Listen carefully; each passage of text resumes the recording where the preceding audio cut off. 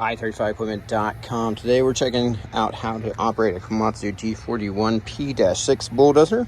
Some folks may not be as accustomed to this model and want to make sure they're aware of how to operate and run. So nothing's going to happen till that goes down. To access your panel, you're just going to lift up your vandalism guard. This machine has a safety kill switch there. It's got to be all the way out to start. Really nice feature as an add-in safety to keep people, unauthorized users, from operating your machine. Just gonna turn it over here to start. Everything's in neutral, and here we go. All right, so like I said, gotta lift this handle. This joystick over here is gonna be for your traveling. This is gonna be for your blade. Got a hand throttle here with a foot decelerator, so you're going to accelerate up, decelerate using the pedal. I'm going to show you how to utilize the twist shift. Currently we're in second gear. We're going to shift up into forward, and then we're just going to twist it to the left to go back down. See if I did that right. Yep. We're in first now. Twist shift to the right to go to second.